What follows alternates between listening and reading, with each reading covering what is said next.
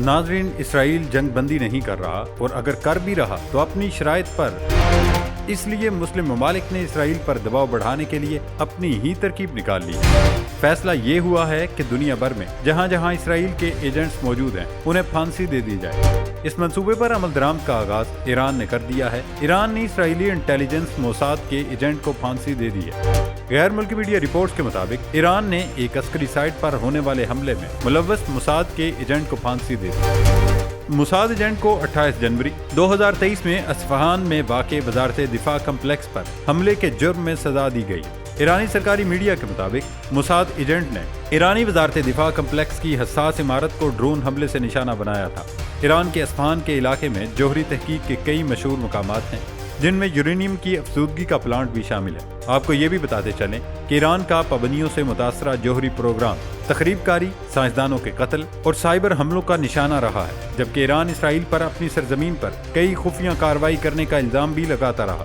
اب ایسی بھی اطلاعات ہیں کہ مارخور بھی مزید کچھ برداشت نہیں کر رہا، اور بتایا جا رہا ہے کہ مارخور کے قبضے میں جتنے بھی اسرائیلی ایجنٹس ہیں ان سب کو کھلے عام پھانسی دی جائے گی۔ اب تک کے اعداد و شمار کے مطابق کئی ایجنٹ پکڑے جا چکے ہیں، لیکن صحیح وقت آنے پر اسرائیل کو بتا دیا جائے گا کہ مارخور جاگ رہا تھا۔ فی الحال اسرائیل کو صرف ایک وارننگ دی گئی۔ دوستو، اسرائیل نہ صرف ایک ایران بلکہ ہر مسلم ملک میں خفیہ کارروائیاں کر رہا ہے جو اس کے خلاف مضبوط جواب کی طاقت رکھتے ہیں، اور جب خفیہ کارروائیوں سے کام نہیں بنتا تو غزہ پر ہی حملے کر دیے جاتے ہیں، جس سے پوری دنیا کے مسلمانوں کو دکھ ہوتا ہے۔ اب فلسطین کے محصور علاقے غزہ پر صہیونی فورسز کی بمباری کے 150 روز ہو گئے۔ اب تک فلسطینیوں کی شہادتیں 30,410 ہو گئی ہیں۔ اسرائیل کا غزہ میں انسانیت سوز مظالم کا سلسلہ جاری ہے۔ صہیونی فوج کی مختلف علاقوں میں بمباری سے مزید 43 فلسطینی شہید اور 80 سے زائد زخمی ہو گئے۔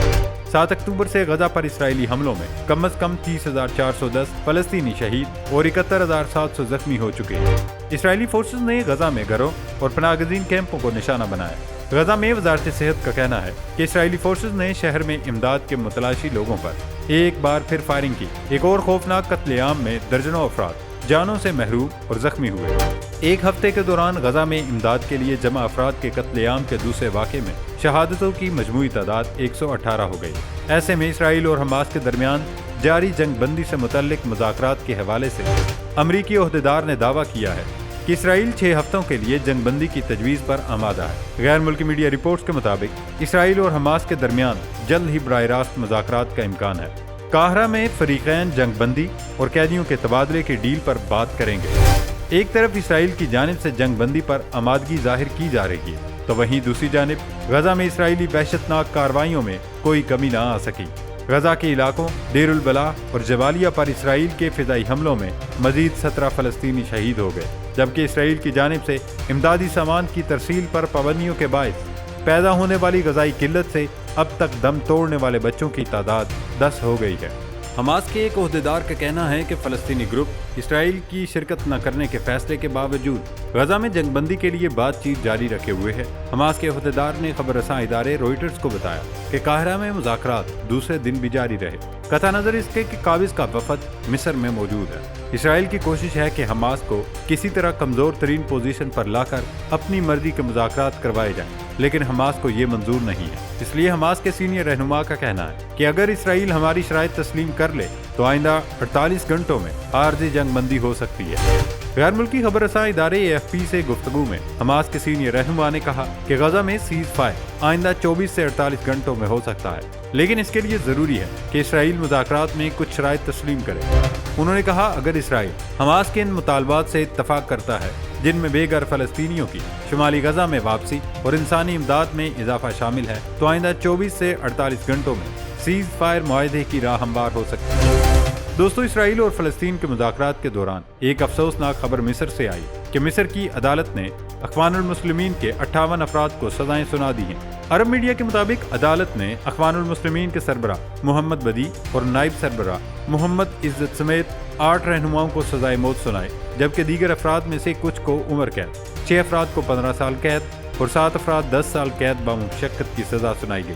ایمرجنسی کے تحت قائم انسداد دہشت گردی عدالت نے ملزمان کو جون تا اگست 2013 میں سابق منتخب مصری صدر محمد مرسی کے حق میں धरने और मुजाहरे करने, इंतशार फैलाने, तकरीब कारी और इमलाक को नुकसान पहुँचाने के इंतजाम में सजा सुनाई है। 2013 में मिस्री फौज ने अफगान से ताल्लुक रखने वाले मुल्क के पहले मुंतखब सदर मोहम्मद मुर्सी का तख्ता उलटकर इक़्तिदार पर कब्जा कर लिया था, जिसके बाद से इख्वानुल मुस्लिमीन के मुतअद्दिद रहनुमाओं पर मुकदमात कायम किए जा चुके हैं। सैकड़ों को कैद और सजाएं दी जा चुकी हैं। दूसरी तरफ बरतानिया की जानिब से पाकिस्तान, अफगानिस्तान और इंडोनेशिया में खतरनाक इंतहा पसंदों को शनाख्त करके उनके नाम वार्निंग लिस्ट में डालने का फैसला किया गया।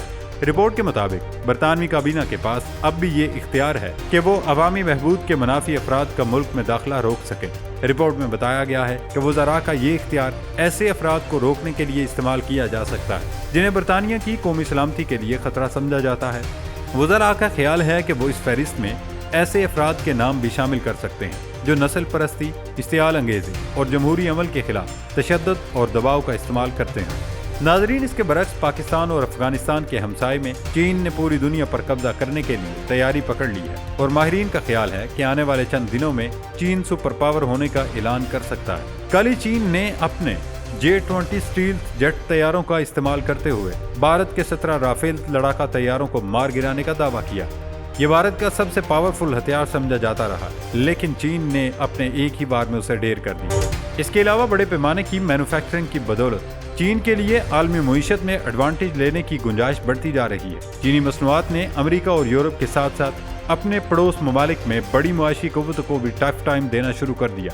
जदीद तरीन गाड़ियों, सेलफोन और मुख्तलिफ इलेक्ट्रॉनिक्स आइटम्स के शोबे में जनूबी कोरिया की बरामदात खतरे में पड़ गई है। गुज़श्ता बरस जनूबी कोरिया ने मैन्युफैक्चरिंग के शोबे में 25 साल की सबसे ज्यादा गिरावट देखी।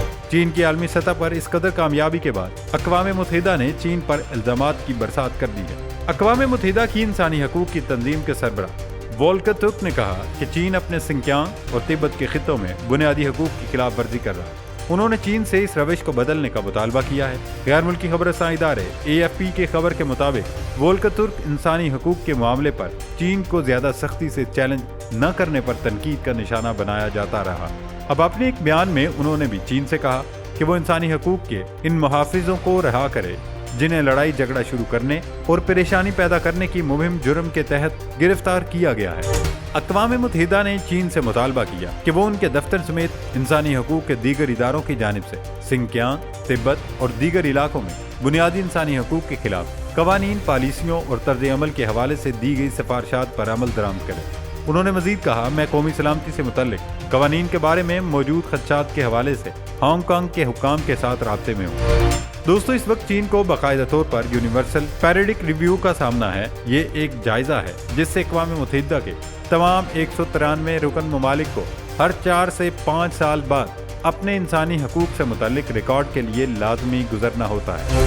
चीन ने इसरार किया है कि वो अपने लोगों की जिंदगी को बेहतर बनाने, गुर्बत के खात्मे और हकूक़ के तहफ़्फ़ुज़ के लिए तेजी से पेश रफ्त कर रहा है। चीन ने अंदरूनी मामलात में मुदाखलत के लिए इंसानी हकूक़ के मसाइल को सियासत ज़दा करने और बतौर हथियार इस्तेमाल करने पर तनकीद का निशाना बनाया। लेकिन मगरबी ममालिक ने जमहूरियत की हिमायत में होने वाले मुजाहरों के बाद इख्तलाफ राय को कुचलने के लिए 2020 में शहरी आज़ादी के खिलाफ होने वाले क्रैकडाउन और हांगकांग पर नाफिज कौमी सलामती के कानून को उजागर किया। दीगर ममालिक ने तिब्बत में सकाफती और मजहबी शनाख्त मिटाने की मुबैना कोशिशों और सिंकियांग में किए जाने वाले जबर पर खदशात का इजहार किया। चीन पर शुमाल मगरबी खित्ते सिंकियांग में 10 लाख से ज्यादा उइगुर और दीगर मुस्लिम अक़लियतों को हिरासत में रखने का इल्ज़ाम है, जबकि चीन इन इल्ज़ामात को सख्ती से मुस्तरद करता है।